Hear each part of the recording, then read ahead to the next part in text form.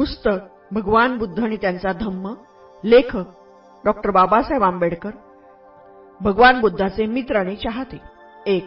धनंजनी ब्राह्मणीची भक्ती. तथागतांचे पुष्कळ मित्र आणि चाहते होते. त्यात धनंजनी होती. 2. ती एका भारद्वाज ब्राह्मणाची पत्नी होती.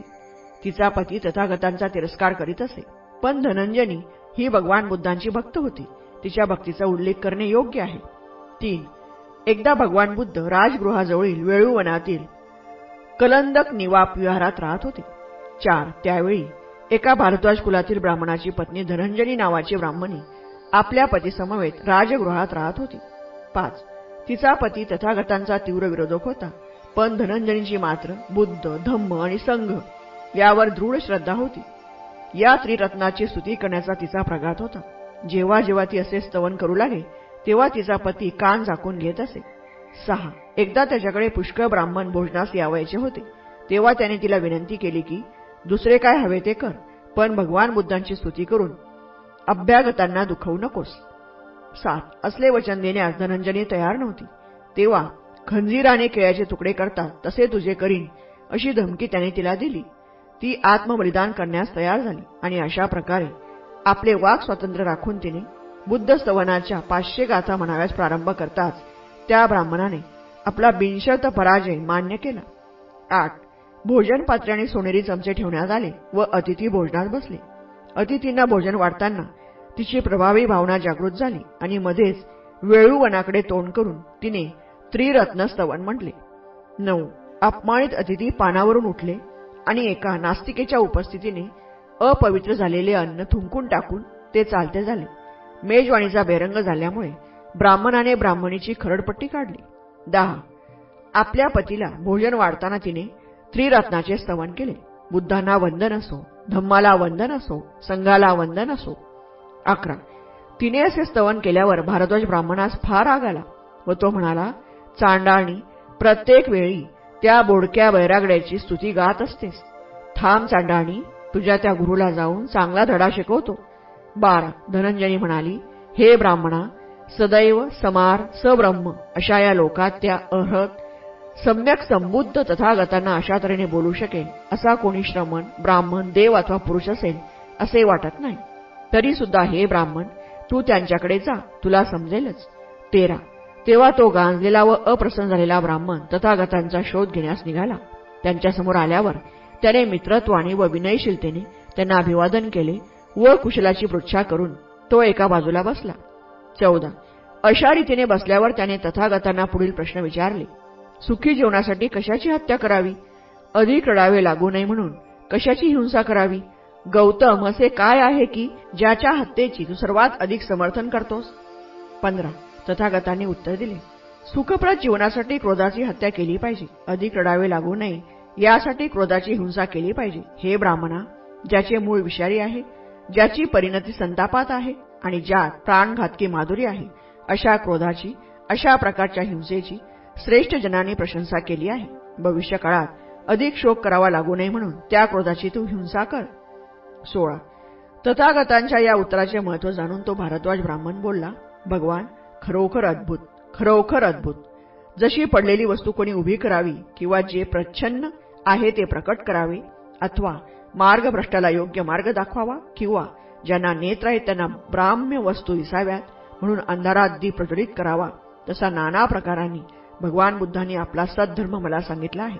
भगवान, मी बुद्ध, धम्म, संघ यांचा आश्रय स्वीकारतो. मी गृहस्थाश्रमाचा त्याग करून प्रव्रजित होण्याची इच्छा व्यक्त करतो. 17. अशा प्रकारे धनंजनीच केवळ भगवान बुद्धांची भक्त राहिली नाही, तिने आपल्या पतीलाही भगवान बुद्धांचा भक्त बनविले. 2. विशाखेची दृढ श्रद्धा. 1. अंग देशातील भद्य नगरीत विशाखा जन्मली होती. 2. तिच्या पित्याचे नाव धनंजय आणि मातेचे नाव सुमना होते. 3. एकदा सेल ब्राह्मणाच्या निमंत्रणावरून पुष्कळ भिक्खूंसह तथागत भद्य नगरीत गेले. विशाखा ही या ब्राह्मणाची नात असून ती त्यावेळी 7 वर्षाची होती. 4. जरी विशाखेचे वय केवळ 7 वर्षाचे होते तरी तिने आपले पितामह मेंढक याचकडे भगवान बुद्धांच्या दर्शनाची इच्छा प्रकट केली. मेंढकाने तिला आरुज्ञा देऊन 500 सहचारिणी, 500 दासी व 500 रथ सोबत देऊन बुद्धाच्या दर्शनासाठी पाठवले. 5. आपला रथ काही अंतरावर थांबवून ते भगवान बुद्धांजवळ पायीच गेली. 6. भगवान बुद्धांनी तिला धर्मोपदेश केला आणि ती त्यांची उपासिका बनली. 7. त्यानंतरच्या पंधरवड्यात मेंढकाने भगवान बुद्ध व त्यांचे अनुयायी यांना दररोज आमंत्रित करून भोजन दिले. 8. कालांतराने प्रसेनजित राजाच्या विनंतीनुसार बिंबिसाराने धनंजयाला जेव्हा कौशल देशात पाठवले तेव्हा विशाखाही आपल्या मातापित्यासह गेली आणि साकेत येथे तिने वास्तव्य केले. 9. श्रावस्तीचा एक धनिक नागरिक मिगार आपला पुत्र पुण्यवर्धन याचा विवाह करण्याच्या विचारात होता. त्याने अनुरूप वधूच्या शोधासाठी काही लोकांना पाठविले होते. 10. हे लोक फिरत फिरत साकेतला येऊन पोहोचले. एका सणाच्या दिवशी विशाखा सरोवरात स्नान करण्यास जात असताना त्यांच्या दृष्टीस पडली. 11. त्या समयी पावसाची मोठी सर येताच विशाखेच्या सहचारिणी आश्रयासाठी धावले, पण विशाखा मात्र नेहमीच्या गतीने चालत ज्या स्थानी हे दूत उभे राहिले होते तेथे पोहोचले. 12. त्यांनी विचारले की तू धावत जाऊन आपले कपडे का बचावले नाहीस? ती म्हणाले की तिच्याजवळ भरपूर कपडे आहेत, पण ती जर धावली असती तर कदाचित तिच्या अवयवाला अपाय झाला असता, तर तो अवयव बदलणे असाध्य ठरले असते. विक्रीसाठी असलेल्या मालासारखी अविवाहित कन्यांची स्थिती असते, त्यांना विद्रूप राहून चालत नाही. 13. तिच्या सौंदर्याने आधीच प्रभावित झालेली ती मंडळी तिच्या बुद्धिमत्तेने आणखी भारावून गेली. त्यांनी तिला पुष्पगुच्छ दिला. विवाहाच्या प्रस्तावाचे प्रतीक म्हणून तिने तो स्वीकारला. 14. विशाखा घरी परतल्यावर ती मंडळी तिच्या मागून तिथे आली व त्यांनी धनंजयाकडे पुण्यवर्धनाबद्दल शब्द टाकला. त्यांची सूचना स्वीकारली गेली आणि नंतर पत्रव्यवहाराने बेत पक्का ठरविला गेला. 15. प्रसेनजितला जेव्हा हे समजले तेव्हा अपूर्व सन्मानार्थ पुण्यवर्धनासह साकेतला जाण्याची त्याने इच्छा दर्शविली. धनंजयाने राजा व त्याचा परिवार, मिगार पुण्यवर्धन आणि त्याचे सहकारी यांचे भव्य स्वागत केले. आदरातिथ्याच्या सर्व बाबतीत त्याने स्वतः लक्ष घातले. 16. वधूचे अलंकार करण्यासाठी 500 सुवर्णकरांची योजना केली गेली. धनंजयाने आपल्या कन्येच्या विवाह प्रित्यर्थ धनाच्या 500 गाड्या, सुवर्ण पात्रे व पशुधन इत्यादिकांच्या 500 अशा अर्पण केल्या. 17. जेव्हा विशाखेला निरोप देण्याचा समय आला तेव्हा धनंजयाने उपदेशार्थ तिला 10 सूचना सांगितल्या, ज्या पलीकडच्या खोलीत असलेल्या मिगारानेही ऐकल्या. या सूचना अशा होत्या: घरातील अग्नी बाहेर न देणे, बाहेरचा अग्नी घरात येऊ न देणे, जो कोणी परत काही देईल त्याला काहीच देणे, जो कोणी देणार नाही त्याला काही न देणे, जो देईल त्याला देणे आणि न देईल त्यालाही देणे, प्रसन्नतापूर्वक बसणे, प्रसन्नतापूर्वक खाणे पिणे, अग्नी प्रज्वलित राहील अशी खबरदारी घेणे आणि गृहदेवतांना आदर दर्शविणे. 18. दुसऱ्या दिवशी धनंजयाने आपल्या कन्येच्या पुरस्कारार्थ 8 गृहस्थांची नियुक्ती केली. तिच्यावर कसला आरोप आला तर त्याची चौकशी करण्याचे काम त्यांच्यावर सोपविले होते. 19. आपली सून श्रावस्तीच्या जनतेने पाहावी अशी मिगाराची इच्छा होती. आपल्या रथात उभी राहून विशाखेने जेव्हा श्रावस्तीत प्रवेश केला तेव्हा रस्त्याच्या दुतर्फा जनता उभी होती. जनतेने विशाखेवर उपहारांचा वर्षाव केला, पण तिने त्या सर्व वस्तू जनतेत वाटून टाकल्या. 20. मिगार निगंटकाचा उपासक होता. विशाखा घरी आल्यावर लवकरच त्याने निगंठांना पाचारण केले आणि त्यांचे स्वागत करण्यास तिला सांगितले, पण त्याची नग्नावस्था पाहून तिला घृणा आली आणि तिने त्यांचा सन्मान करण्याचे नाकारले. 21. निगंठांनी हट्ट धरला की तिला परत पाठवून द्यावे, पण मिगाराने कालहरण करण्याचे योजिले. 22. एके दिवशी मिगार भोजनात बसला होता व विशाखा त्याला पंख्याने वारा घालीत होती. इतक्यात घराबाहेर एक भिक्खू उभा असल्याचे तिच्या दृष्टोत्पत्तीस आले. मिगाराची त्याच्याकडे नजर जावी म्हणून विशाखा बाजूला झाली, पण भिक्खूकडे न पाहता मिगाराने भोजन सुरू ठेवले. 23. हे पाहताच विशाखा त्या भिक्खूला बोलली, कृपा करून पुढे जा, माझे श्वशूर शिळे अन्न खात आहे. मिगाराला राग आला. त्याने तिला माघारी पाठवण्याची धमकी दिली, पण तिच्या विनंतीनुसार ही बाब त्या अष्टपंचासमोर मांडण्याचे मान्य केले. 24. त्यांनी तिच्याविरुद्ध केलेल्या सर्व आरोपांची चौकशी केली आणि तिला दोषमुक्त ठरविले. 25. त्यावर विशाखेने आज्ञा दिली की तिला माहेरी पाठवण्याची सिद्धता केली जावी. मिगार आणि त्याच्या पत्नीने त्यावर तिची क्षमा मागितली. भगवान बुद्ध आणि त्यांचा भिक्खू परिवार यांचं आमंत्रण दिले जावे अशी अट घालून विशाखेने त्यांना क्षमा केली. 26. त्याने तसे केले, पण निगंठांच्या दडपणामुळे सरभराई करण्याचे काम त्यांनी विशाखेवर सोपविले व फक्त भोजनाच्या अखेरीस होणारे भगवान बुद्धांचे प्रवचन पडद्याआडून श्रवण करण्यास मान्यता दिली. 27.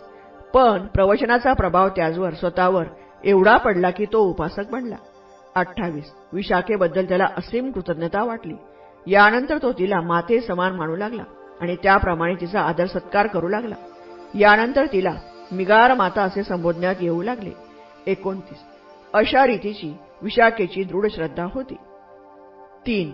मल्लिकेची श्रद्धा. 1. एकदा जेव्हा भगवान बुद्ध श्रावस्तीच्या जेतवन रामात राहिले होते, तेव्हा एका गृहस्थाचा एकुलता एक प्रिय पुत्र निधन पावला. यामुळे त्या गृहस्थाने आपला व्यवसाय व खाणेपिणे सोडून दिले. 2.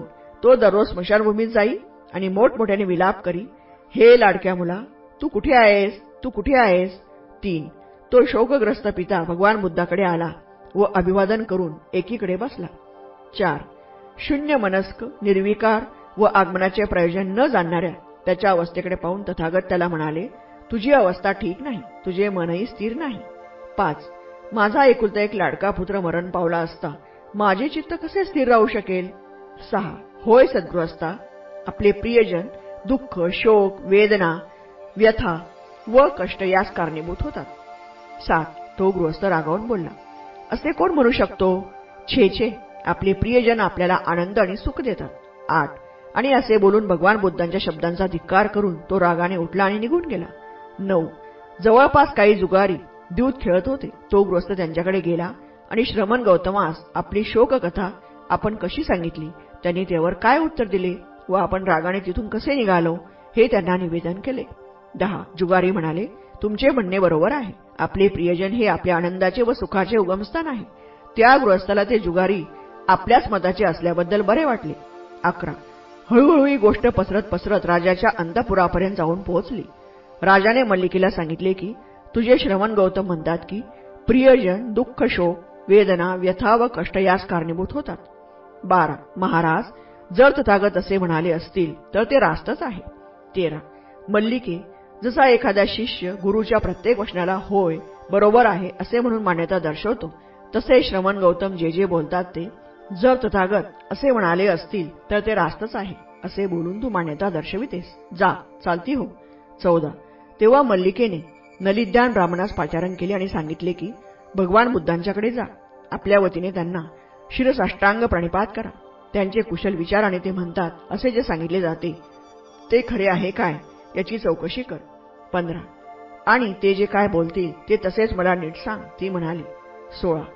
राणीच्या आज्ञेच्या परिपालनार्थ ब्राह्मण निघाला आणि तथागतांकडे जाऊन त्यांना ते तसे बोलतात की काय असे त्याने विचारले. 17. होय ब्राह्मणा, आपले प्रियजन आपल्यावर दुःख, शोक, वेदना, व्यथा व कष्ट देतात, हा पहा पुरावा. 18. एकदा या श्रावस्तीत एका स्त्रीची माता मरण पावली. शोक विवल होऊन वेड्यासारखी ती रस्त्यातून भटकू लागली आणि माझी आई तुम्ही पाहिलीत का, माझी आई तुम्ही पाहिलीत का, माझी आई तुम्ही पाहिलीत का असे प्रत्येकाला विचारू लागली. 19. दुसरा पुरावा, श्रावस्तीतील एका स्त्रीचा पिता, बंधू, भगिनी, पुत्र, कन्या व पती निधन पावले. शोक विवल होऊन वेड्यासारखी ती गल्लोगल्ली भटकायला लागली आणि आपले प्रियजन कुणी पाहिले का असे प्रत्येकाला विचारू लागले. 20. तिसरा पुरावा, श्रावस्तीतील एका गृहस्थाची माता, पिता, बंधू, भगिनी, पुत्र, कन्या व पत्नी निधन पावली. शोक विवल होऊन वेड्यासारखा तो गल्लोगल्ली रस्तोरस्ती भटकू लागला आणि आपले प्रियजन कुणी पाहिले का असे प्रत्येकाला विचारू लागला. 21. आणखी एक पुरावा, श्रावस्तीत एक स्त्री आपल्या माहेरी गेली. तिच्या घरची मंडळी पतीपासून तिला विभक्त करून तिला न आवडणाऱ्या दुसऱ्या एकाबरोबर तिचा विवाह करून देण्याच्या विचारात होती. 22. तिने आपल्या पतीचे सांगितल्यावर त्याने तिच्या देहाचे 2 तुकडे केले आणि मग स्वतः आत्महत्या केली, जेणेकरून त्या दोघांची एकत्र निधन व्हावे. 23. नलिद्यान ब्राह्मणाने हे सर्व राणीला यथातथ्य कथन केले. 24. तदनंतर राणी राजाकडे गेली आणि म्हणाली, आपली एकुलती एक कन्या वजिरा आपणास प्रिय आहे काय. होय, प्रिय आहे, राजाने उत्तर दिले. 25. आपल्या लाडक्या वजिराला काही झाले तर आपल्याला दुःख होईल की नाही. जर तिला काही झाले तर माझ्या जीवनावर त्याचा फार परिणाम होईल. 26. महाराज, मी आपणास प्रिय आहे काय, मल्लिकेने विचारले. होय, प्रिय आहेस. 27. मला जर काही झाले तर आपणास दुःख होईल की नाही. जर तुला काही झाले तर माझ्या जीवनावर त्याचा फार परिणाम होईल. 28. महाराज, काशी कौशल नागरिक आपणास प्रिय आहेत काय. होय, राजाने उत्तर दिले. जर त्यांना काही झाले तर आपणास दुःख होईल की नाही.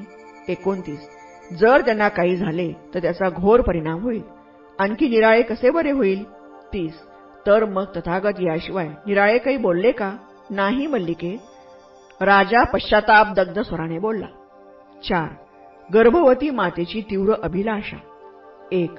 एकदा भगवान बुद्ध भग्ग देशी भेसकला वनातील सुसुमार पर्वतावरील मृग उपवनात राहत होते.